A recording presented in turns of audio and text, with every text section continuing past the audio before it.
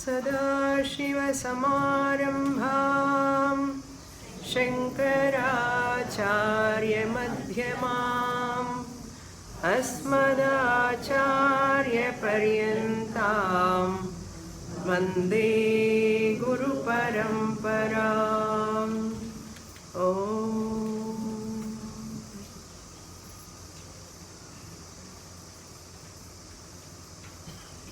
ఆత్మవిద్య లేక బ్రహ్మ విద్య అనేటటువంటి విషయము మన యొక్క శాస్త్ర విషయము. శాస్త్రము అంటే శాసనాద్ త్రాయతే ఇది శాస్త్రం. మనల్ని శాసించి రక్షించేది శాస్త్రం. త్రాయతే అంటే రక్షించేది అని అర్థం. ఎలా రక్షిస్తుంది శాస్త్రం అంటే మనల్ని శాసిస్తుంది. తల్లి పిల్లలను శాసించినట్లుగా పిల్లల మంచి కోసం తల్లి శాసిస్తుంది. అదేవిధంగా శాస్త్రమాత మనల్ని ఇది చెయ్యి ఇది చెయ్యవాకు అని చెప్తూ మనల్ని చతుర్విధ పురుషార్థాలలో చివరి మెట్టు మోక్షానికి, అదే శ్రేయస్సుకి మనల్ని నడిపించుకుంటూ వెళుతుంది. అందుకోసం మనల్ని శాసిస్తుంది. మోక్షం అనేది పరమ పురుషార్థం. ఆ మోక్షం అనేది ఎలా వస్తుంది అంటే ఆత్మజ్ఞానం వలననే వస్తుంది అని శాస్త్ర నిర్ణయం. ఆత్మజ్ఞానం అనేటువంటిది ఎలా వస్తుంది అంటే శాస్త్రం ఎప్పుడైతే మనం చదువుతామో ఆ శాస్త్రము మనకు ఆత్మ విద్యను బోధించి మనల్ని మోక్ష మార్గానికి తీసుకువెళుతుంది. మనిషికి మనస్సులో 3 దోషాలు ఉంటాయి కనుక ఆ 3 దోషాలను తొలగించడానికి 3 మార్గాలు చెప్పబడినాయి.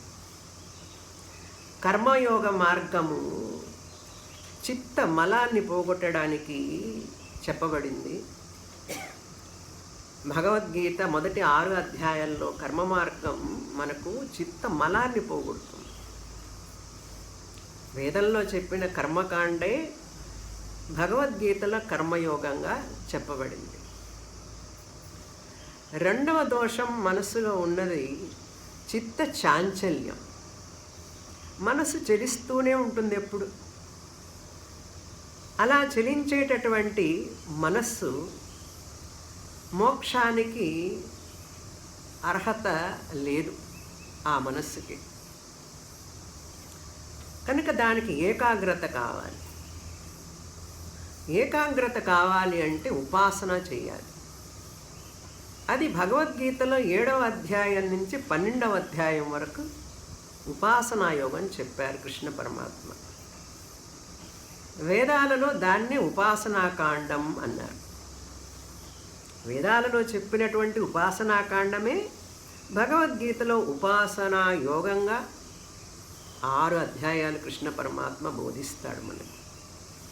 దేని కొరకు అంటే మన మనస్సుని ఏకాగ్రత తీసుకురావడానికి, ఆ మనస్సే తర్వాత జ్ఞానయోగానికి ఉపయోగపడుతుంది అని. ఆ జ్ఞానయోగం అనేది చివరి వేదాంత భాగము, జ్ఞానకాండము అని వేదంలో చెప్పబడింది.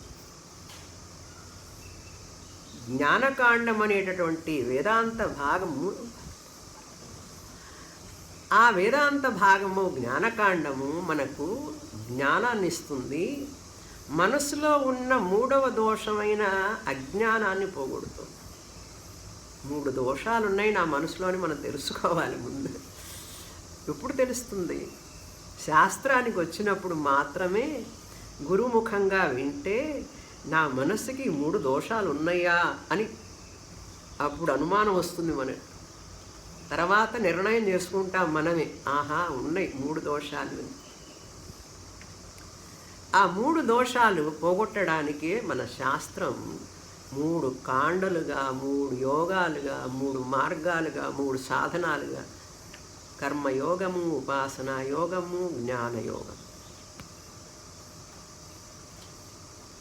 అందుకనే ప్రస్థానత్రయము అని మనం భగవద్గీత చదవటం. ఈ ఆత్మజ్ఞానానికి భగవద్గీత చదవాలి మొదట మెట్టు, తర్వాత ఉపనిషత్తులు చదవాలి, కనీసం 6 ఉపనిషత్తులు, మ్యాక్సిమం 12 ఉపనిషత్తులు చదివితే అప్పుడు మనకు ఆత్మజ్ఞానం వస్తుంది. భగవద్గీత స్మృతి ప్రస్థానం అయితే ఉపనిషత్తులు శృతి ప్రస్థానం. స్మృతి, శృతి. భగవద్గీత స్మృతి ప్రస్థానం అంటారు. సరస్వతి స మకార ఋత్వం స్మృతి. శృతి శంకరశ ఋత్వం శృతి ప్రధానం, ప్రస్థానం అంటారు.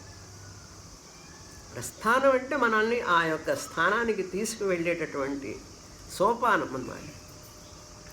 బ్రహ్మసూత్రాలు న్యాయ ప్రస్థానం అని ఈ 3 ప్రస్థానాలు స్మృతి, శృతి, న్యాయ ఈ ఆత్మజ్ఞానాన్ని పొందడం కొరకు మనకు ఆచార్యులందరూ నిర్దేశించారు. మనకు ఆ విధంగా చదివినప్పుడు ఆ వ్యక్తికి ఆత్మజ్ఞానం రావడం తథ్యం, ముక్తుడవుతాడు ఈ జన్మలోనే.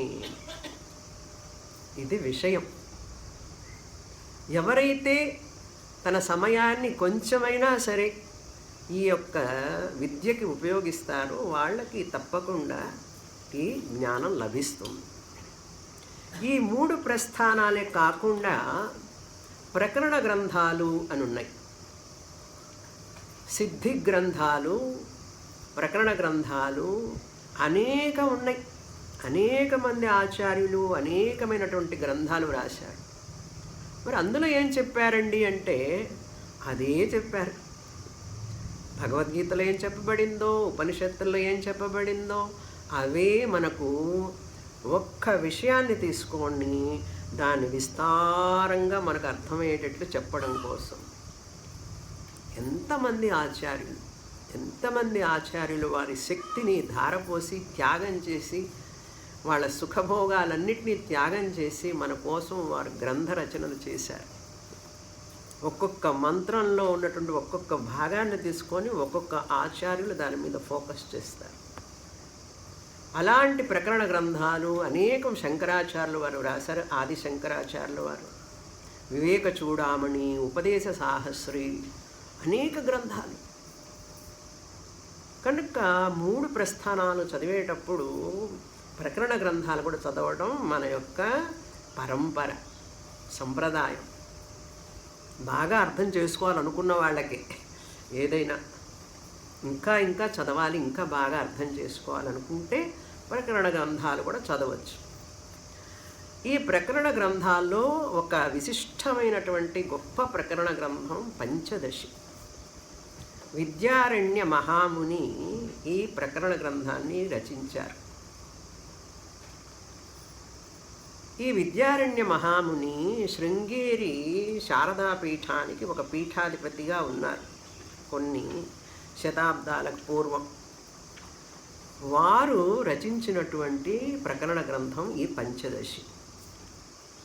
దీనికి పంచదశి అని ఎందుకు పేరు వచ్చిందంటే పంచ అంటే 5, దశ అంటే 10, 10 + 5 ఎంత? 15. 15 అధ్యాయాలు ఉన్నటువంటి గ్రంథము ఈ ప్రకరణ గ్రంథం పంచదశి. ఈ పంచదశిలో మొదటి 5 అధ్యాయాలు వివేక ప్రకరణము అని పేరు పెట్టారు. వివేక ప్రకరణం. మధ్యలో ఉన్నటువంటి 5 అధ్యాయాల కంటే 6 నుంచి 10 వరకు దీప ప్రకరణము అని పేరు పెట్టారు. దీప ప్రకరణం. అన్ని దీప అని వస్తాయి. మొదటి 5 అధ్యాయాలు తత్వ వివేక ప్రకరణము, మహాభూత వివేక ప్రకరణము, పంచకోశ వివేక ప్రకరణము, ద్వైత వివేక ప్రకరణము, మహావాక్య వివేక ప్రకరణము అని వివేక అని వస్తాయి అన్నిట్లో. తర్వాత 5 అధ్యాయాల్లో దీప నాటక దీప ప్రకరణము, అట్లా దీపం అని పేరు వస్తుంది కంటిన్యూస్గా. 11 నుంచి 15వ అధ్యాయం వరకు చివరి 5 అధ్యాయాలు ఆనంద ప్రకరణము అని పేరు. అన్నిటికీ ఆనందం, బ్రహ్మానందే యోగానంద, అట్లా ఆనంద అని వస్తుంది, ఆనంద ప్రకరణం. ఇప్పుడు మనం మొదటి 5 ప్రకరణం అంటే అధ్యాయం. 5 ప్రకరణాల్లో వివేక ప్రకరణంలో 3వ అధ్యాయమైనటువంటి పంచకోశ వివేక ప్రకరణము చూడబోతున్నాం ఈ మన శిబిరంలో. పంచకోశ వివేక ప్రకరణము. పంచ అంటే 5, కోశ అంటే కోశములు. కోశములు అంటే ఏమిటంటే తెలుగులో చెప్పాలంటే వరలు. ఒకదాంట్లో ఒకటి ఉంటే దాన్ని కోశాలు అంటారు. కత్తి ఎలాగైతే వరలో పెడతారో చూసారా, దాన్ని కోశము అంటారు. గృహిణులకు బాగా అర్థం కావాలంటే మన వంటింట్లో డబ్బాలు ఉంటాయి. పెద్ద డబ్బా, దాంట్లో ఇంకొక డబ్బా వేస్తారు. తర్వాత 2వ డబ్బా ఇంకొంచెం చిన్నది ఉంటుంది, ఆ 2వ డబ్బాలో వేస్తారు. 3వది, తర్వాత 4వది ఇంకా చిన్నగా ఉంటుంది, అందులో వేస్తారు. 5వది ఇంకా చిన్నగా ఉంటుంది, అందులో వేస్తారు. మొత్తం 5 డబ్బాలు ఉంటాయి. పైకి చూస్తే ఒక్కటే కనపడుతుంది పెద్దది. అట్లా అనమాట. ఒకదాంట్లో ఒకటి ఉంటాయి అన్నమాట. మన శరీరం కూడా 5 వరలతో 5 కోశాలతో నిండి ఉన్నది. ఒక్కటి కనపడుతుంది పైకి, 2, 3, 4, 5 కనపడవు. స్థూలంగా ఉండేది కనపడుతుంది, సూక్ష్మంగా ఉండేది కనపడదు. స్థూలం, స్థూలతరం, సూక్ష్మం, సూక్ష్మతరం, సూక్ష్మతమం, అట్లా అన్నమాట. అతి సూక్ష్మం అంటాం. ఈ అతి సూక్ష్మంగా ఉండేది చాలా కష్టం తెలుసుకోవడం. ఇప్పుడు విద్యారణ్యుల వారు ఈ యొక్క 3వ ప్రకరణంలో పంచకోశ వివేక ప్రకరణంలో మనకు తైత్రీయోపనిషత్తు నుంచి, బ్రహ్మానందవల్లి నుంచి ఒక మంత్రంలో ఉన్నదాన్ని, ఒక పదాన్ని తీసుకొని చెప్తారండి. చూడండి, అది జ్ఞానుల యొక్క విచక్షణ, వివేకము ఎలా. ఆ మంత్రం బ్రహ్మానందవల్లి అంటాం. 2వ అధ్యాయాన్ని, 2వ వల్లిని బ్రహ్మానందవల్లి లేక బ్రహ్మవల్లి అనొచ్చు, లేక ఆనందవల్లి అని పేరు దానికి. ఆనందవల్లి 3 పేర్లు ఉన్నాయి తైత్రీయోపనిషత్తు. ఆ 3 పేర్లలో మనం ఏ పేరైనా చెప్పుకోవచ్చు. ఈ బ్రహ్మానందవల్లిలో మొదటి మంత్రం మొదలవుతుంది. ఆ మొదటి మంత్రంలో ఉన్నటువంటి ఒక పదాన్ని తీసుకొని ఈ 43 శ్లోకాలు రాస్తారు. ఒక్క పదానికి 43 శ్లోకాలండి. చూడండి, అదే చెప్పాను కదా, విస్తారంగా చెప్పడం. ఒక్క పదాన్ని తీసుకొని విస్తారంగా చెప్పడం. బ్రహ్మవిదాప్నోతి పరం తదేషాభ్యుక్త సత్యం జ్ఞానమనంతం బ్రహ్మ యో వేద నిహితం గుహాయాం పరమే వ్యోమన్ సోష్ణుతే సర్వాన్ కామాన్ సహ. ఈ మంత్రాల్లో మనకు గుహాహితం అనే పదాన్ని తీసుకున్నారు విద్యారణ్యుల వారు. యో వేద నిహితం గుహాయాం, నిహితం గుహాయాం, గుహాహితం. ఏమిటి గుహలో నిహితం అన్నారు? ఏమిటి ఉంచబడినది? ఏమున్నది అంటే బ్రహ్మవిత్ ఆప్నోతి పరం. బ్రహ్మను తెలుసుకున్నవాడు పరాన్ని పొందుతాడు అంటే ఆ బ్రహ్మాన్ని పొందుతాడు. బ్రహ్మ లక్షణం చెప్పారు తర్వాత. సత్యం జ్ఞానమనంతం బ్రహ్మ. ఆ బ్రహ్మ లక్షణం సత్యస్వరూపమైనటువంటిది ఆ బ్రహ్మము. తర్వాత జ్ఞానస్వరూపము, అనంతస్వరూపము ఆ బ్రహ్మము. ఇది మొదటి లక్షణం బ్రహ్మానికి. సత్యం జ్ఞానం అనంతం బ్రహ్మ. యహ వేద యో వేద నిహితం గుహాయాం. ఎవరైతే వారి గుహలో ఉన్నదని తెలుసుకుంటారో, యో వేద, ఈ సత్యమనే బ్రహ్మాన్ని, జ్ఞానమనే బ్రహ్మాన్ని, అనంతమనే బ్రహ్మాన్ని ఎవరైతే తన హృదయ గుహనందు తెలుసుకుంటాడో, నిహితం గుహాయాం. పరమే వ్యోమన్. హృదయాకాశం అంటారు. మన హృదయంలో ఆకాశం చోటు ఉంది. ఆ చోటునందు ఆయన లభిస్తుంటాడు. ఆత్మస్వరూపంగా ఆ బ్రహ్మము మనకు లభిస్తూ ఉంటాడు. లభిస్తున్నాడని ఎవరైతే తెలుసుకుంటాడో, యో వేద నిహితం గుహాయాం పరమే వ్యోమన్ సహ అశ్నుతే సర్వాన్ కామాన్. అతను అన్ని కోరికలను పొందినవాడే అన్నారు. అన్ని కోరికలు పూర్తయినట్లే ఆ వ్యక్తికి. ఇంకంటే ఏ కోరిక తీరలేదు అనేది ఉండదు. మనిషికి తృప్తి, పరమ తృప్తి అన్నమాట. ఇప్పుడు గుహాయాం నిహితం అనే దానికండి 43 శ్లోకాలు మనం చదవబోతున్నాం. ఈ గుహాయాం నిహితం అనేటువంటిది, గుహ అనేటువంటిది ఏమిటి? శంకరాచార్యుల వారు ఆ గుహ అనే దానికి అర్థం చెప్తారు. బుద్ధి అని చెప్తారు. అంతఃకరణము బుద్ధి అని చెప్తారు. మనకు పుస్తకంలో పంచదశలో విద్యారణ్యుల వారు మనస్సు అని చెప్తారు. ఇప్పుడు మనస్సు అన్నా, బుద్ధి అన్నా, చిత్తం అన్నా, అహంకారం అన్నా ఇవన్నీ అంతఃకరణానికి కిందికే వస్తాయి. బుద్ధి అయినా అనొచ్చు, మనస్సు అని కూడా అనొచ్చు. మనం గుడికి వెళ్ళాలంటే ప్రాకారాలన్నీ దాటి వెళతాం గర్భగుడిలోకి. ఇక్కడ బ్రహ్మం అనేది హృదయం అనే గర్భగుడిలో ఉన్నాడు. ఇక్కడ ఉన్నాడని తెలుసుకోవడం చాలా కష్టం నాయన. రూపం లేదు ఆయనకి, ఒక ఆకారం లేదు కనుక తెలుసుకోవడం కష్టం. అందుకని రూపం ఇస్తాను, దక్షిణామూర్తిగానో నీ ఇష్టమైన దేవుణ్ణిగానో పూజించు బయట. నీకు ఒక రోజుకు సంస్కారం వస్తుంది. స్వామిని గారి క్లాసుకి తీసుకెళ్తారు, క్యాంప్కి తీసుకెళ్ళి అక్కడ కూర్చోబెట్టి నీకు ఈ విషయాన్ని చెప్తారని చెప్పి మనకు భాగవతంలో ప్రహ్లాదుడి చేత చెప్పించాడు. హిరణ్యకశిపుడు అడుగుతాడు, ఎక్కడున్నాడు రా నారాయణ అన్నాడు. అంటే నాన్న ఎక్కడ లేడని చెప్పమంటారు, అంతటా ఉన్నాడు అన్నాడు. చిన్నపిల్లలకి మరి కథ చెప్పాలి కదా. హృదయంలో ఆత్మరూపంగా ఉన్నాడంటే అర్థం కాదు, దాన్ని కాంక్రీట్ ఫామ్ అంటారు. అంటే మనకు సూక్ష్మాతి సూక్ష్మమైన విషయము మన బుద్ధికి అర్థం కావాలంటే బుద్ధి సూక్ష్మం కావాలి. మరి సూక్ష్మమైన విషయాన్ని తెలుసుకోవాలంటే బుద్ధి సూక్ష్మంగా ఉండాలిగా. సూక్ష్మమైన దాన్ని తెలుసుకోవాలంటే బుద్ధి కూడా సూక్ష్మంగా ఉండాలి. సూక్ష్మం ఎట్లా అవుతుంది? సాధనలు చేయాలి.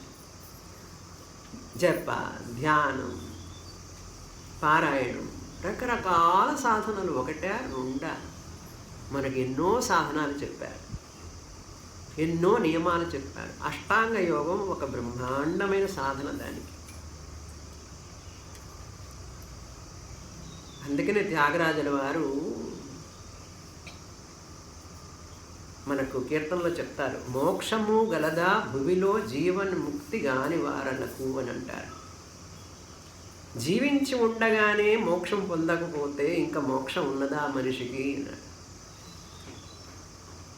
ఇది వేదాంతంలో మాత్రమే చెప్పబడుతుంది.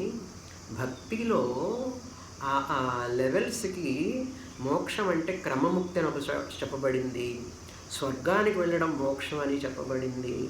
రకరకాల లెవెల్స్కి రకరకాలుగా చెప్పబడింది. అవన్నీ కూడా గౌణం అంటారు. దాంట్లో తాత్పర్యం లేదు. మనుషుల్లో ఉత్సాహం కలిగించడం కోసం ప్రహ్లాదుడు చెప్పాడు, ఇందుగలడందు లేడని సందేహము వలదు చక్రి సర్వోపగతుండెందెందు వెతకిన చూచిన అందందే గలడు దానవాగ్రణి వింటే అన్నాడు. పోతనల వారి భాగవతం ద్వారా మనకు చెప్పించి ఆ విషయాన్ని నామ రూప కథల రూపంలో చెబుతూ, అలా చెప్పినటువంటి దాన్ని ఒక రోజుకు నువ్వు ఎప్పటికో ఈ విషయాన్ని తెలుసుకోవడానికి ప్రయత్నం చేస్తావని చెప్పి మనకు అక్కడ బీజం వేశారు. చిన్నప్పుడు మన స్కూల్లో పాఠం చదువుతాం, ఎవ్వని చేజనింజు జగమెవ్వని లోపల నుండు లీనమై ఎవ్వని అందుడిందు పరమేశ్వరుడెవ్వడు మూల కారణం వెవ్వడు అనాది మధ్యుడైన వాడెవ్వడు వానినాత్మభవు ఈశ్వరునే శరణంబు వేడెదన్.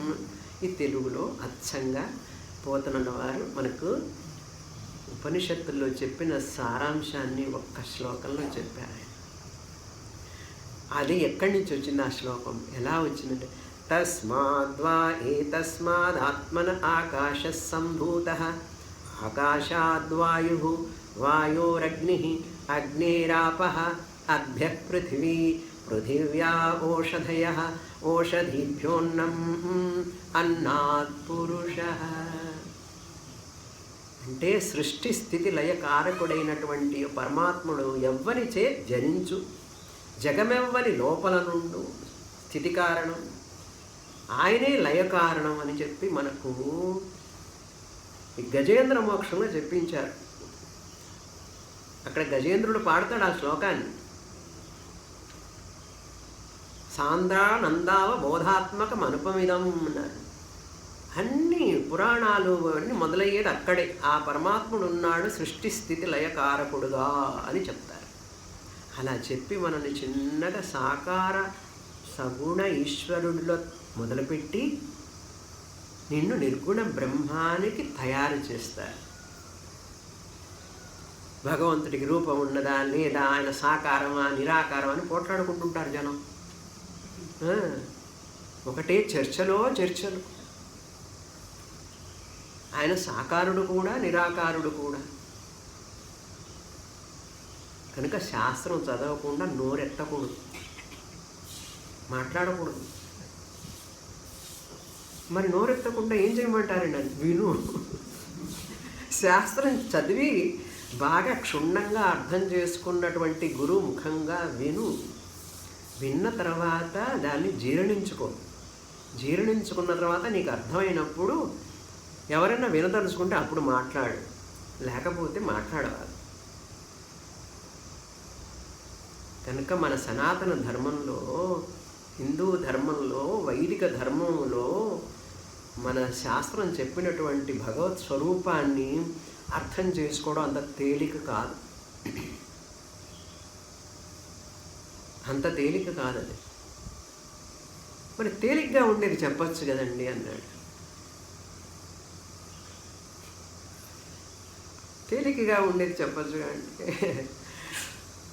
అన్నీ కష్టమే అనిపిస్తాయి. ఏదైనా తేలిక అంటే ఏది?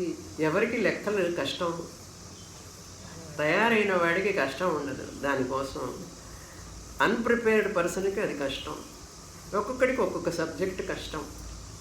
ఇది కష్టమా తేలిక అనేది ఎవరి మీద నిర్ణయం అయి ఉంటుంది? నీ యొక్క ప్రిపరేషన్ మీద ఆధారపడి ఉంటుంది.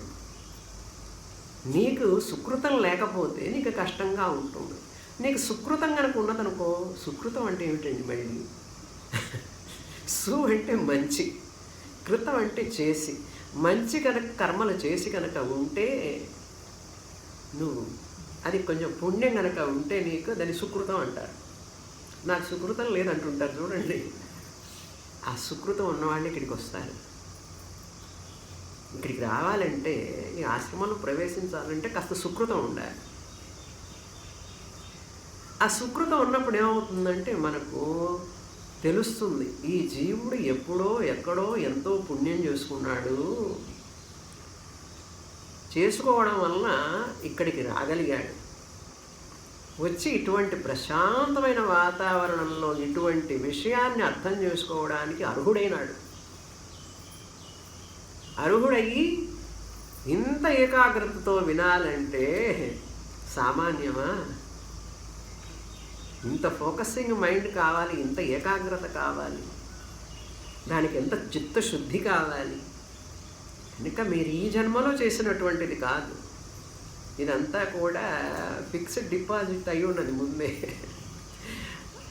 ఆ బ్రాడ్ ఫార్వర్డ్తో ఇక్కడికి వచ్చారు, ఈ శరీరంలోకి రావడం వలన నేను వస్తాను క్యాంప్కి, నేను వస్తాను. ఎందుకంటే ఆ జీవుడు అట్లా ప్రేరేపిస్తుంటాడు లోపల నుంచి, వెళ్ళాలి వినాలి అని ఒక ఉత్సుకత, కోరిక.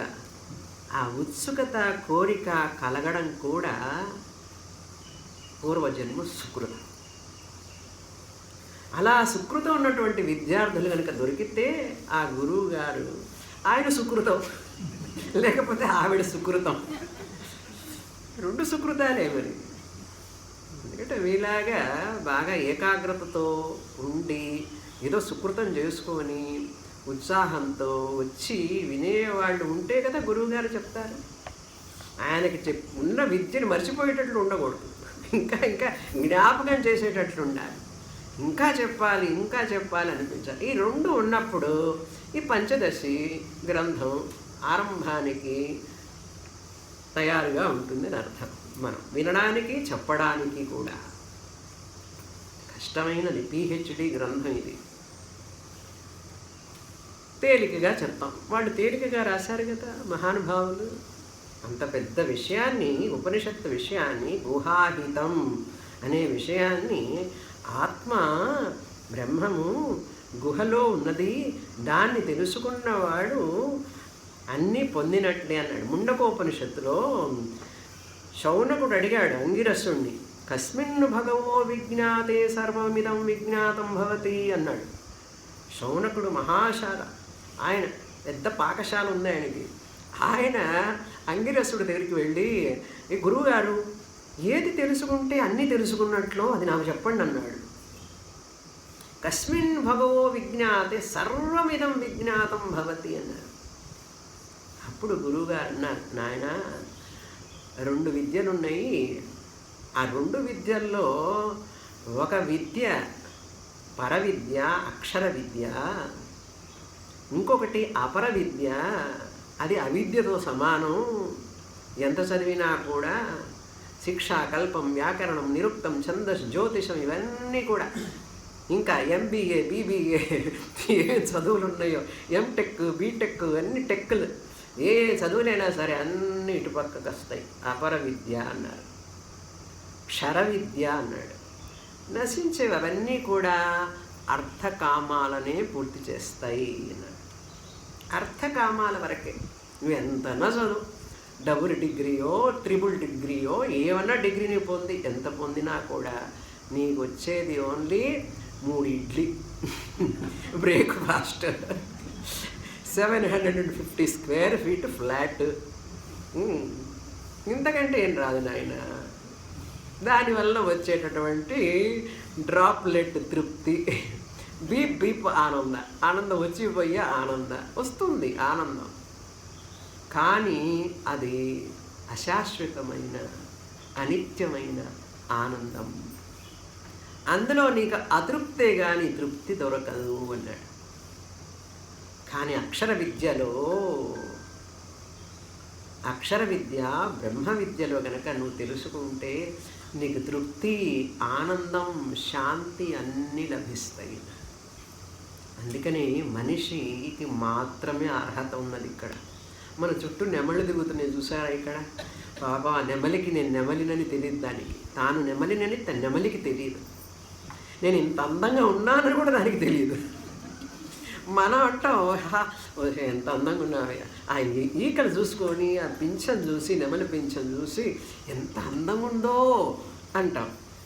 ఆ నెమలికి తెలియదు పాపం. చూసారా, ఆ నెమలికి తెలియదు, తాను నెమలినని నెమలికి తెలియదు. 84 కోట్ల ఇంకా పైనే ఉంటాయి అన్ని జీవరాశుల్లో. ఒక్క జీవరాశికే తాను ఎవరో తనకు తెలుసు,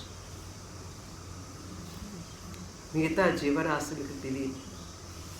నేను మనిషిని, నేను స్త్రీని, నేను పురుషుణ్ణి అని ఒక్క మనిషికి మాత్రమే తెలుసు. ఆ మనిషి మనీషి కావాలి. మనీషి అంటే జ్ఞాని కావాలి.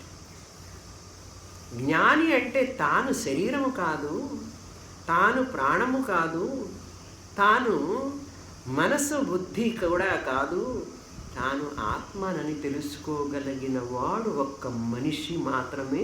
అప్పుడు మనీషి అయినట్లు. లేకపోతే వాటితో సమానం. మనం కూడా ఆకలవుతున్నది, తింటున్నది, తన పిల్లల్ని పోషించుకుంటున్నది. గిజ్జిన గూడు చూసారా ఎప్పుడన్నా? గిజ్జిన గూడు విన్నారు అసలు? గిజ్జిన పక్షులు ఉంటాయి. చిన్న పక్షి అండి, అది అల్లుతుంది ఇల్లు. ఆ గిజ్జిన గూడు రైల్లో వెళుతుంటే కనపడతాయి, మన చుట్టుకు వేళ్లాడుతుంటాయి. ఏ ఇంజనీర్ అల్లగలడండి అది? మా అబ్బాయి సివిల్ ఇంజనీర్ అండి. మా అమ్మాయి సివిల్ ఇంజనీర్ అండి. అంత ఇంటీరియర్ డిజైన్ చేస్తారండి. ఇంటీరియర్ డిజైన్కి ఎంటెక్ ఎంఎస్లు చదివి కాలేజీకి వెళ్ళి యూనివర్సిటీలకు వెళ్ళి ఇన్ని డిగ్రీలు సంపాదించి ఇంటీరియర్ డిజైనర్గా రకరకాలు చదువుతారు, రకరకాలు చేస్తారు. గిజ్జిన గూడు చేయను ఆయన అంటే మాకు రాదండి అంటారు. పోనీ సాలిగూడు అల్లగలవా అంటే సాలిగూడు అంతకంటే రాదండి. సాలెపురి ఇంత ఉంటుందండి. ఎక్కడ పురుగు పడుతుంది, దానికి ఎక్కడ ఆహారం దొరుకుతుందని అంతా ఆలోచించి జాగ్రత్తగా అక్కడ గూడు కడుతుంది. ఆహారం దొరికిన తర్వాత, పొట్ట నిండిన తర్వాత ఆ గూడునంతా ప్యాక్ చేసుకొని మళ్ళీ వెళ్ళిపోతుంది. మళ్ళీ ఇంకో చోట కట్టుకుంటుంది. ఎందుకండి మన ఇంజనీర్లన్నీ ఈ ఇంటీరియర్ డిజైన్? ఎంత బుద్ధి, ఎంత వివేకం, ఎంత సూక్ష్మత!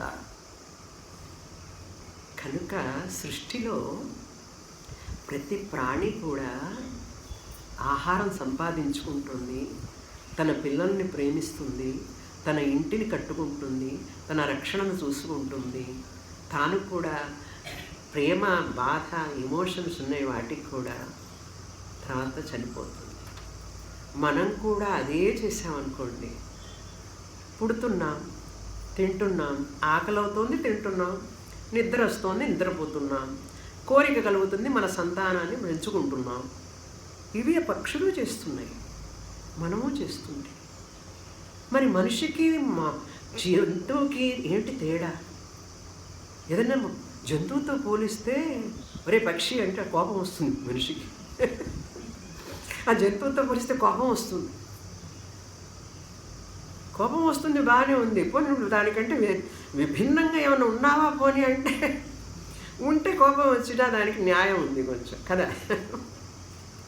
నేను మనిషిని, నేనంటే నేను ఎవరో నాకు తెలుసు, నేను వేదాంతం చదువుకున్నాను, నేను ఆత్మని, కనుక నేను వాటన్నిటికంటే భిన్నము. I'm the crown of the creation అని చెప్పగలిగినప్పుడు నిజమైన మనిషి. చిన్మయానందుల వారు అంటుంటారు, man to divine man, animal man to man to divine man. కనుక మనిషి జన్మ యొక్క ప్రాధాన్యత ఏమిటో తెలుసుకోవాలి ముందు.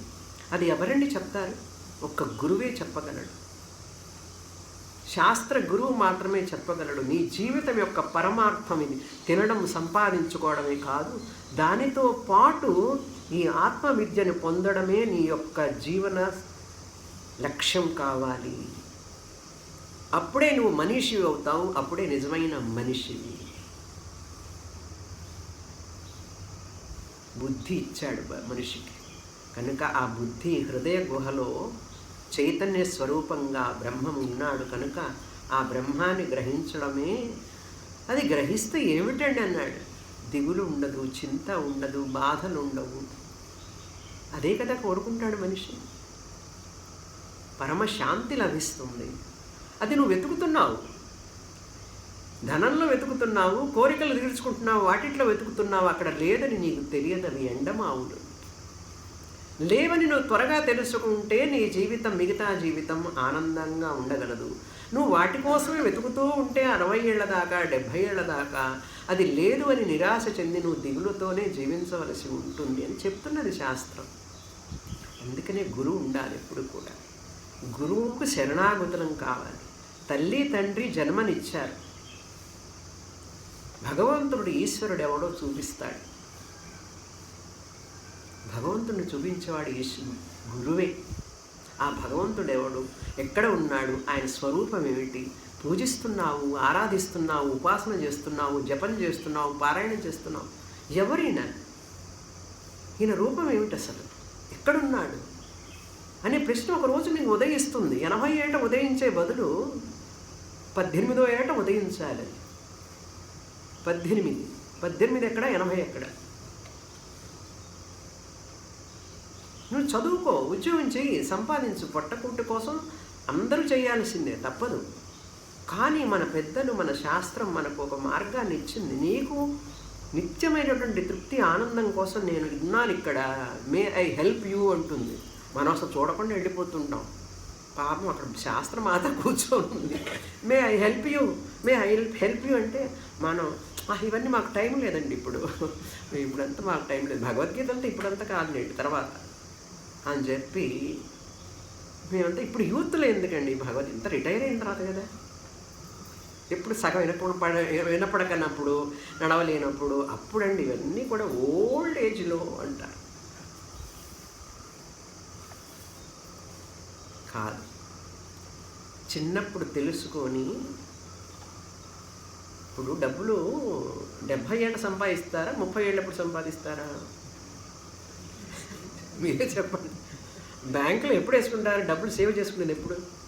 80 ఏట, 30 ఏట, కనీసం 25 నుంచి 50 లోపు వయసు లోపల డబ్బులు బ్యాంకులో వేసుకొని సేవ్ చేసుకుంటారు. దేనికోసం? తర్వాత సంపాదించలేము, మళ్ళీ ఉద్యోగం చేయడం కష్టం, అప్పటికి మనకు ఉపయోగపడుతుందనే కదా చేస్తారు. ఈ విద్య కూడా అంతే. సంపాదించి పెట్టుకుంటే మనశ్శాంతితో హాయిగా కృష్ణ రామ అనుకుంటూ కూర్చుని ఆత్మస్వరూపాన్ని నేను జగద్ అధిష్టానం, నన్ను మించిన మయ్యేవ సకలం జాతం మయి సర్వం ప్రతిష్ఠితం చెప్పి ఆనందో బ్రహ్మేతి వ్యజానాత్ అని ఆనందంగా పాడచ్చు. 10 మందికి మంచి మాటలు చెప్పచ్చు. లేకపోతే స్ట్రెస్, టెన్షను, అప్రెషను, డిప్రెషను, సప్రెషను ఎక్కడో వస్తుంది. డిప్రెషను, సముద్రంలో రావాల్సిన డిప్రెషన్ ఇక్కడ ఎందుకు వస్తుందిరా అంటే వస్తున్నదండి. డిప్రెషన్ వస్తుంది, డాక్టరు సైకాట్రిస్టు అంటాడు. చూడండి ఎక్కడి నుంచి ఎక్కడికి దిగజారిపోయినాడు మనిషి. జగద్ అధిష్టానం నేను తెలుసుకోవాల్సిన వ్యక్తి డిప్రెషన్కి లోనైపోయి, సప్రెషన్ వలన, స్ట్రెస్ వలన, రకరకాల వ్యాధులకు లోనైపోయి, దిగులు చింతతో మనిషి జీవితాన్ని వృధా చేసుకుంటుంటే పాపం అనిపిస్తుంది కదా. శాస్త్రమాతకండి, నేను చెప్తున్నా అంటాను అనుకోకండి, ఇవన్నీ శాస్త్రమాత చెప్పింది, నేను అవి చెప్తున్నాను అంతే. ఆవిడ చెప్పిన మీకు నా పైప్ లైన్ నేను అంతే. ఆవిడ చెప్తోంది విద్యారణ్యుల వారు. ఇదంతా బ్యాక్గ్రౌండ్ అమ్మా, ఇప్పుడు చెప్పిందంతా బ్యాక్గ్రౌండ్, ప్రిపరేషన్, ఫౌండేషన్. ఎందుకు చదవాలండి పంచదశి? ఎందుకు చదవాలి అసలు?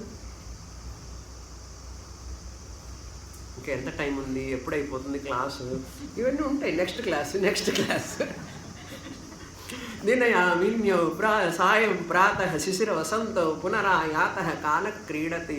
ఇలా అనుకుంటుండగానే వచ్చేసింది జనవరి, వచ్చింది ఫిబ్రవరి, అయిపోయింది మార్చి, అయిపోయింది ఏప్రిల్ కూడా అయిపోయింది, మే వచ్చింది, ఇంకా నెక్స్ట్ మంత్కి సగం అయిపోతుంది 2026.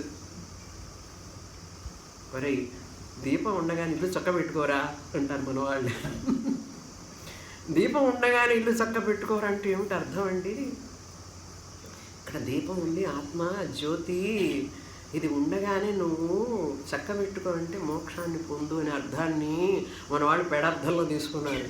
దీపం ఉండగానే చక్క పెట్టుకో అంటే బాగా ఎర్నింగ్ చేసుకో, ఉద్యోగంలో ఉన్నప్పుడే బాగా ఎర్న్ చేసుకుని వెనకేసుకోరా డబ్బులు అని చెప్పి అట్లా వక్రీకరించారు.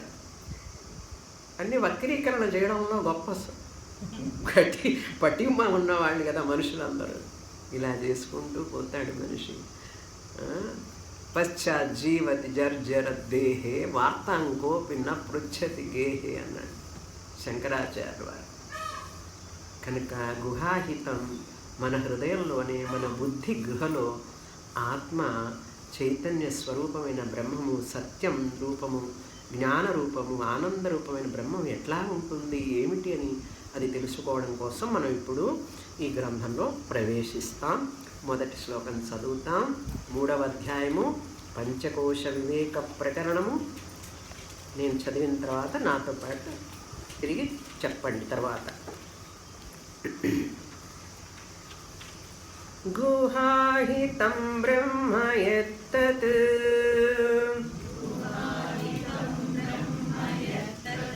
పంచకోశ వివేకతః బోద్ధుం శక్యం తతః కోశ పంచకం ప్రవివిచ్యతే. బోద్ధుం శక్యం తతః కోశ పంచకం ప్రవివిచ్యతే. గుహాహితం బ్రహ్మ. బ్రహ్మ బృహత్తమత్వాత్ బ్రహ్మ, అంతటా వ్యాపించి ఉన్నటువంటి తత్వం ఏదైతే ఉన్నదో అది బ్రహ్మము అంటారు. బృహ్ అనే ధాతువు నుంచి వచ్చింది. ఎందుకు బ్రహ్మ అన్నాము అంటే అంతటా వ్యాపించడం వలన అది ఇన్ఫినిట్ అంటారు ఇంగ్లీష్లో. ఇది బ్రహ్మం అని పేరు వచ్చింది ఆ ధాతువు వల్ల. మనకు బ్రహ్మ అంటే చతుర్ముఖ బ్రహ్మ దీర్ఘం. దీర్ఘం లేనటువంటి బ్రహ్మ అంటే నిర్గుణం బ్రహ్మ. బృహత్తమత్వాత్ బ్రహ్మ. దీర్ఘం రాస్తే బ్రహ్మ అంటే చతుర్ముఖ బ్రహ్మ, ఆయన వేరు, సృష్టికర్త. ఇక్కడ అది కాదు అర్థం. గుహాహితం బ్రహ్మ అంటే నిర్గుణం బ్రహ్మ. ఆ బ్రహ్మము ఎవరు అంటే ఆ బ్రహ్మని ఇక్కడ ఆత్మరూపంగా ఉన్నాడు, శరీరంలో ఉంటే ఆయనకి ఆత్మ అని పేరు. మరి అంతటా ఉన్నవాడు శరీరంలో ఉండాలి కదా. అంతటా ఉన్నప్పుడు శరీరంలో ఉంటాడా ఉండడా? అందుకే రమణ మహర్షి ఒక శ్లోకంలో చెప్తారు, హృదయ కుహర మధ్యే కేవల బ్రహ్మమాత్రం అహమహమితి సాక్షాదాత్మరూపేణ భాతి హృది విషమనసా స్వం చిన్వతా మజ్జతా వా పవనచలనరోధాత్ ఆత్మనిష్ఠో భవత్వం. ఆ బ్రహ్మమే ఈ శరీరంలో ఉంటే ఆత్మ అని పేరు. మరి ఆత్మ అని ఎందుకు వచ్చిందండి పేరు అంటే ఆప్నోతి సర్వం, శరీరం మొత్తాన్ని వ్యాపించాడు కనుక ఆత్మ అని పేరు. మరి ఆయన ఒక లక్షణం ఉండాలి కదా. ఇప్పుడు నెమలి ఉన్నది, దాని లక్షణం ఏమిటంటే దాని ఈ రంగులో ఉంటుందండి, ఈ సైజులో ఉంటుంది, దానికి ఈ పింఛం ఉంటుంది, దాని ముక్కు ఇట్లా ఉంటుంది. లక్షణం చెప్తారు కదా దేనికైనా. ప్రతిదానికి ఒక లక్షణం ఉంటుంది కదా. మరి బ్రహ్మకు కూడా ఒక లక్షణం ఉండాలి కదా. ఇది బ్రహ్మం కాదు, ఇది బ్రహ్మం కాదు, ఇది బ్రహ్మం కాదు, బ్రహ్మం అంటే ఇట్లా ఉంటాడని చెప్పాలి. అందులో రూపం లేదు ఆయనకి, మరీ చెప్పాలంటే మరీ కష్టం. పాపం ఉపనిషత్తు కష్టపడి మనకు చెప్తుంది. చెప్పలేని దాన్ని కూడా అనిర్వచనీయం, నిర్వచించడం కష్టం, అయినా చెప్తాను నీకు అంటుంది. ఇంకా మనం కష్టపడాలి బాగా అర్థం చేసుకోవడానికి. పర్వాలేదండి. ఎవరి గురించి అన్నట్టు చెప్తుందంటే నా గురించే, ఆత్మ గురించి. మీరు అర్థం ఎందుకు చూసుకుంటారు? మీకోసమే కదా. ఎంత అందంగా ఉంది నా ముఖం అని చెప్పి చూసుకుంటాం. 10 సార్లు చూసుకుంటాం. కారు అద్దంలో చూసుకుంటాం, స్కూటర్ అద్దంలో చూసుకుంటాం, ఎక్కడ అద్దం కనపడితే అక్కడ చూసుకుంటాం, ఎవరికి తెలియకుండా చూసుకుంటాం మధ్య మధ్యలో. ఏమంటారు అంత అందంగా ఉన్నామంటే ఎవరికి వాడు అందంగానే ఉంటాడు కదా. అద్దం మీద ఇంట్రెస్ట్ ఉంటే అద్దం చూసుకుంటాం. నా మీద ఇంట్రెస్ట్ ఉంది, నాకు నన్ను చూపిస్తోంది అద్దం కనుక అద్దాన్ని తుడిచి మరి పౌడర్ రాసుకొని దాని అంతా పౌడర్ పడి ఉంటుంది. మళ్ళీ తుడిచి మళ్ళీ ఇట్లా ఈ పక్కన రకరకాల యాంగిల్స్లో. ఇప్పుడు అందుకనే ప్రతి చోట రకరకాల అద్దాలు. ఒక చోట ఉంటే కష్టం కదా, ఇటుపక్క అద్దాలు పెట్టుకొని తనను చూసుకోవడానికి మనిషి ఎంత ఆనందిస్తాడో. శాస్త్రం దర్పణం, శాస్త్రం అద్దం లాంటిది. గురువు మన ముందు పెడతాడు అద్దాన్ని. శరీరం పంచకోశాలు అన్నీ దాటి లోపల ఉన్న ఆ ఆత్మని మనకు తెలియజేసే దర్పణం శాస్త్ర దర్పణం. అది గురువు మాత్రమే అలా హ్యాండిల్ చేయగలడు, అన్ఫోల్డ్ చేయగలడు, ఎవ్వరు చేయలేరు. సంప్రదాయ గురువు మాత్రమే. ఏ గురువు అయితే మరొక గురువు దగ్గర చదువుకొని క్షుణ్ణంగా శాస్త్రాన్ని అర్థం చేసుకొని ఉంటాడో ఆయనే గురువు అవుతాడు. కానీ నేను స్వయం గురువు అని కాలర్ ఎగరేశారంటే ఎవరైనా కష్టం, డేంజర్. నాకు గురువు అక్కర్లేదండి, నాకు అన్నీ తెలుసు, చిన్నప్పటి నుంచి అన్నీ చదివేశాను అన్నాడు. కుదరదు. కృష్ణ పరమాత్ముడికి గురువు ఉన్నాడు, రాముల వారికి గురువు ఉన్నాడు, అందరికీ గురువు ఉన్నారు. మరి రమణ మహర్షికి గురువు లేరు కదండి, నాకు గురువు అక్కర్లేదన్నాడు. రమణ మహర్షి పోయిన జీవితంలోనే గురువు దగ్గరికి వెళ్ళారు, చదువుకున్నారు, ఆయన బ్రాడ్ ఫార్వర్డ్. నువ్వు బ్రాడ్ ఫార్వర్డ్ కాదా ఎవరికి తెలుసు.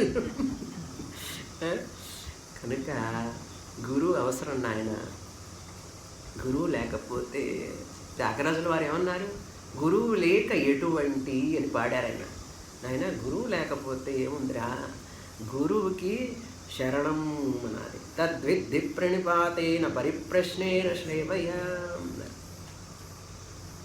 కనుక గురువు తల్లిదండ్రి శరీరాన్ని ఇచ్చారు, గురువు పరమాత్మని చూపిస్తాడు. ఆ గురువు శాస్త్రమాతని నీకు ఇస్తాడు, శాస్త్రమాత నిన్ను నీకు చూపిస్తుంది. అప్పుడు నీకు విషయం బోధపడుతుంది. ఏదంటే గుహాహితం బ్రహ్మ. చాలా సాధన కావాలి దానికి, ఎంతో భక్తి శ్రద్ధ, శాస్త్రం మీద భక్తి శ్రద్ధ, గురువు మీద భక్తి శ్రద్ధ కావాలి. అలా ఉన్న వాళ్ళకు మాత్రమే అని కృష్ణ పరమాత్మ అనేక చోట్ల చెప్తాడు. శ్రద్ధావాన్ లభతే జ్ఞానం. సాత్విక గుణం కావాలి. సత్వాత్ సంజాయతే జ్ఞానం. గుహాహితం బ్రహ్మ యత్. ఆ బ్రహ్మ ఎక్కడున్నారు? పంచకోశం వివేకత. నీవు పంచకోశాలని ఒక్కొక్కటి విభజించి అన్నారు. ఒకదాని తర్వాత పొరలు పొరలుగా ఉంటుంది. ఇది చూసారా, అదేమంటారు, మొక్కజొన్న కండే. మొక్కజొన్న కండే ఆ పైన ఒక తోలు తీయాలి, తర్వాత పీచు ఉంటుంది, అది తీయాలి, తర్వాత ముత్యాల లాంటి బిడ్డలు. చిన్నప్పుడు ఒక పాట ఉండేది మనకు, అదేంటి, ముత్యాల వంటి బిడ్డలు. అది చక్కగా గింజలు బంగారంలాగా లోపల మెరుస్తూ ఉంటాయి. పైన ఎట్లుంటుంది, ఆ పీచు పీచు అవుతుంది. అది ఒకటి తీయాలి. ఎంత ఇది లోపల తినటం కోసం ఇంత కష్టపడాలా? పడాలి. ఆ పైదంతా తీస్తే లోపల పీచు ఉంటుంది. ఆ పీచు అంతా తీస్తే ఆ గింజలు వెంటనే వస్తాయి, రావు. ఒక్కొక్కటి వంచుకొని దాని రుచి చూడాలి. పనస పండు అంతే కదా, చూడండి. పనస పండు కూడా అంతే. ఆ పండు కూడా పాపం అది కట్ చేయడమే కష్టం. వాడు కట్ చేసి ఇస్తే బాగా తింటాం. అది కట్ చేస్తే ఈ చేతికి అంటుకుంటే ఇది అంటుకుంటుంది, మళ్ళీ జాయితీ ఇటు అంటుకుంటుంది. ఆ పనస పండు అంతే, ముత్యాలంగా లాగా ఉంటాయి లోపల పనస తొనలు. ఏదైనా సరే. చిన్నప్పుడు ఇంకొక ఉదాహరణ చెప్పాలంటే, పౌరాణిక సినిమాలు చూసారా ఎప్పుడన్నా? వెనకట్లో వచ్చాయి, ఇప్పుడు అవి లేవు సినిమాలు. పౌరాణిక సినిమాల్లో హీరోయిన్ కోసం ఆ నదులు కొండలు అన్నీ దాటి లోపలికి పోతాడు. ఎక్కడో అక్కడ రాక్షసుడు ఉంటాడు, ఒక పాము ఉంటుంది. అవన్నీ దాటిపోవాలి. చివరికి క్లైమాక్స్లో వాడు లోపలికి వెళ్తాడు, ఆ మణిని తీసుకొస్తాడు. ఆ పాము తల మీద ఉంటుంది, అది తీసుకురా, అది తీసుకొస్తే నిన్ను పెళ్లి చేసుకుంటానంటుంది హీరోని. అదంతా కథ పౌరాణికాల్లో మనకు చూపించేవాడు. పాతాళ భైరవి ఇట్లాంటి సినిమాలు అంతా కూడా ఆ సినిమాల్లో పౌరాణిక కథలో చూపించినట్టుగా ఇక్కడ పంచకోశ వివేకత. పంచకోశాలను వివేకం చేసుకుంటూ ఒకదాన్ని మనం వివేకం ద్వారా ఇలా తీసుకుంటూ ఇది కాదు అని చెప్పుకుంటూ వెళ్ళాలి. అప్పుడు బోద్ధుం శక్యం అన్నారు. నువ్వు అర్థం చేసుకోగలవు. శక్యం అంటే సాధ్యము. అది బోద్ధుం అంటే దాన్ని నువ్వు తెలుసుకోగలవు. తెలుసుకొనడానికి నువ్వు అధికారి అవుతావు ఎప్పుడైతే ఈ పంచకోశాల యొక్క వివేకాన్ని పొందుతావు.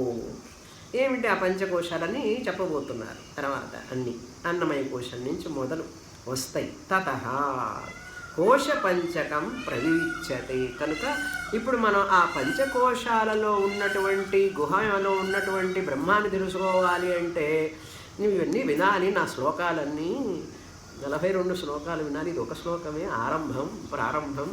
కనుక కోశ పంచకం అంటే పంచకోశములు ప్రవివిచ్యతే విభజించి చెప్పబడుతున్నాయి నా చేత అని విద్యారణ్యుల వారు చెప్తున్నారు. 2వ శ్లోకం ప్రవేశం చేస్తాం. తిరిగి చెప్పండి.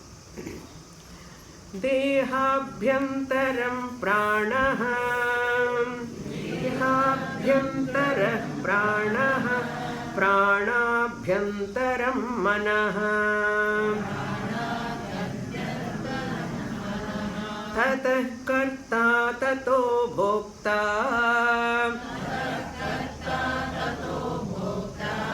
గుహాసేయం పరంపరా.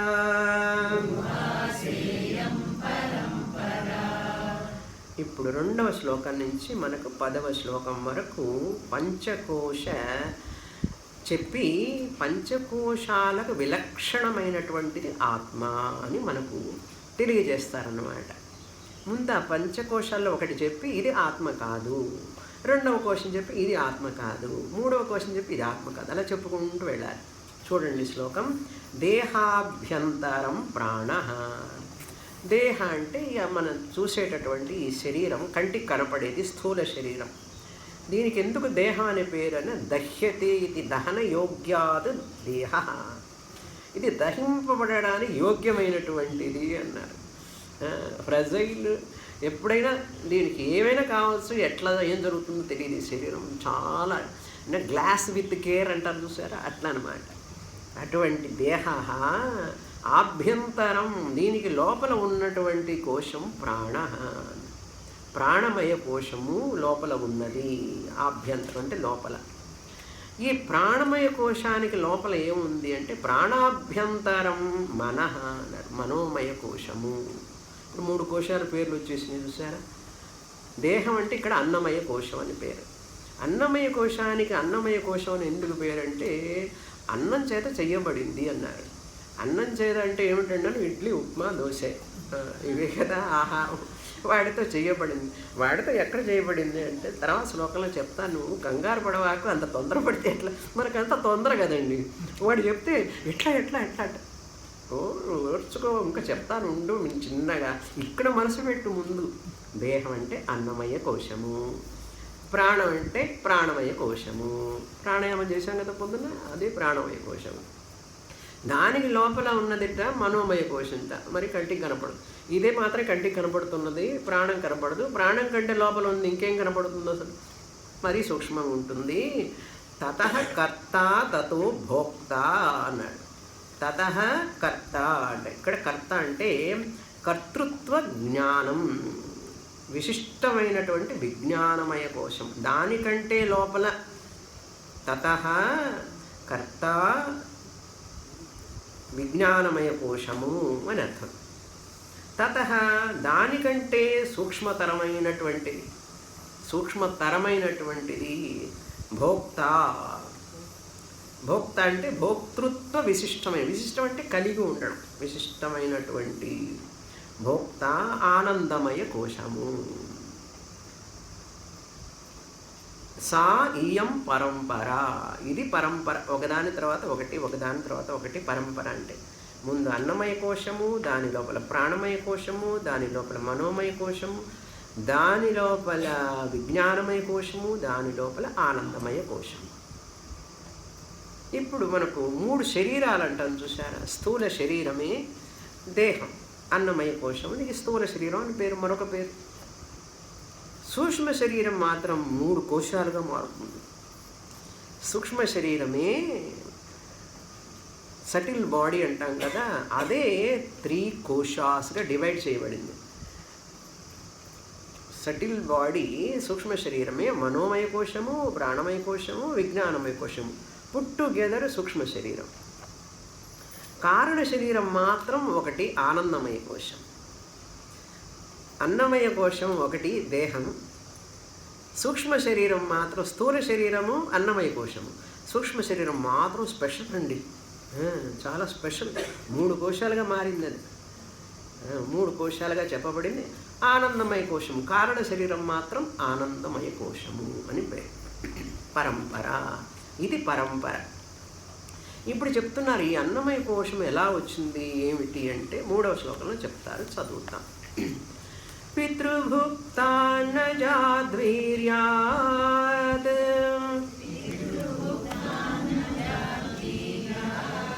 జాతో నేనైవ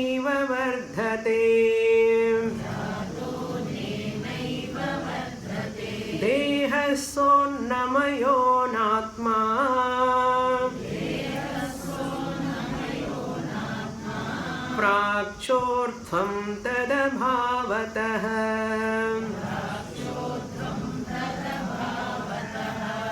ఇప్పుడు మనకు రెండవ శ్లోకంలో 5 కోశాలు పరిచయం చేశారు. పరిచయం చేసి ఏం చెప్తున్నారు ఇప్పుడు విద్యారణ్యుల వారంటే, 3వ శ్లోకంలో మొదటి కోశం ఉన్నది కదా, ఇది ఆత్మ కాదు అని చెప్తున్నారు. నా ఆత్మ. ఇప్పుడు దేహమే ఆత్మ అనేవాళ్ళు చార్వాకులు. దేహం ఆత్మ అంటారు, దేహాత్మవాది. దేహ ప్రాణమపి ఇంద్రియాణ్యపి చలామని దక్షిణామూర్తి స్తోత్రంలో వస్తుంది. మెటీరియలిస్ట్స్ అంటారు వాళ్ళని. దేహమేనండి ఆత్మ, దానికంటే లోపల ఏమున్నాయి ఎవరికి తెలుసండి, ఇవన్నీ చెప్పేదంతా కూడా ఎవరు నమ్ముతారండి అంటారు వాళ్ళు. శరీరమే ఆత్మ అనేవాళ్ళండి చార్వాకులు. వాళ్ళు మెటీరియలిస్ట్ అంటారు ఇంగ్లీష్లో వాళ్ళని. యావజ్జీవేత్ సుఖం జీవేత్, ఉన్నంతకాలం హాయిగా ఉండరా. ఎందుకు వేదాంతం ఇదంతా కూడా క్లాసుకు పోయి కూర్చొని మాట్లాడిన వరకు గంట సేపు మన నోరు ముసులు కూర్చోవాలి అక్కడ, ఇవంతా ఎందుకులే అని అంటుంటారు. యావజ్జీవేత్ సుఖం జీవేత్, సంపాదించుకో, హాయిగా ఇల్లు కట్టుకో, కారు, సోఫా, పిల్లలు, హాయిగా యూరప్ టూరు. ఇప్పుడు భారత్ టూర్ కూడా కాదు, యూరప్ టూరు. ఇక్కడే క్షేత్రాలు లేనట్లు చూడటానికి జీవితం చాలదు ఇక్కడ మన భారతదేశంలో చూడటానికి. నీకెందుకు యూరప్ టూరు, అక్కడ ఏం దొరక తినడానికి కూడా కష్టపడతాడు పోయి. సో యావజ్జీవేత్ సుఖం జీవేత్. ఎట్లండి సుఖం జీవేత్? డబ్బులు లేవు కదా అంటే, రుణం కృత్వా విఘృతం పిబేత్. రుణం చేయరా, బ్యాంకు లోన్ ఇస్తున్నది కదా, ప్రతివాడు పిలిచి ఇస్తున్నది లోన్. ఇల్లు కట్టుకో, బాగా సంపాదించుకో, డబ్బులు లేకపోతే అప్పు చేయి, ఏముంది అంతా అప్పే కదండి. మరి రుణం ఎట్లా తీరుస్తానండి అన్నాను. యావజ్జీవేత్ సుఖం జీవేత్, రుణం కృత్వా ఘృతం పిబేత్.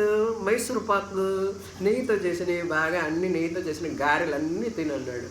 మరి అప్పట్లా తీరుస్తానండి, అవన్నీ మనకు సంపాదన లేదు కదండి. ఘృతం పిబేత్, రుణం కృత్వా ఘృతం పిబేత్. మరి పాపం వస్తుంది కదా అప్పు తీర్చకపోతే అంటే, భస్మీభూత దేహస్య పునరాగమనం కుతః. ఇది ఒకసారి రోజు భస్మం అయిపోతుందిరా, మళ్ళీ ఎక్కడొస్తుంది ఇది, పుణ్యమా పాపమా ఇవన్నీ ఎవరు చెప్పాడు నీకు? పోదా హోటల్కి, 5 స్టార్ హోటల్కి పోయి తినేద్దాం. ఎందుకంటే క్రెడిట్ కార్డు అదొకటి ఉపయోగించుకుంటాడు. తర్వాత బ్యాంకు అక్కడ చూసుకుందామని తర్వాత అంటాడు. భోగ లాలస, మనిషి లాగుతుంది మనస్సు, ఇంద్రియాలు, సుఖాలు, భోగాలు. పవర్ఫుల్ కదండి. అఘటిత ఘటన పటీయసి మాయ అన్నాడు. ప్రపంచం మాయతో నిండి ఉంది, నీ ఇష్టం అందులో పడతావో బయటకు వస్తావో అని చెప్పి మనకు చెప్తున్నారు ఈ శ్లోకంలో. పితృభుక్త అన్నాత్, ఇట్లా శరీరం వస్తుందని ఆయన అని చెప్పి దానికి అంతా అనాలిసిస్ చేస్తున్నారు, బాగా విశ్లేషణ. అది తర్వాత క్లాసులో చూస్తాం. ఓం పూర్ణమదః పూర్ణమిదం పూర్ణాత్ పూర్ణముదచ్యతే పూర్ణస్య పూర్ణమాదాయ పూర్ణమేవావశిష్యతే. ఓం శాంతి శాంతి శాంతి. హరి ఓం. శ్రీ గురుభ్యో నమః. హరి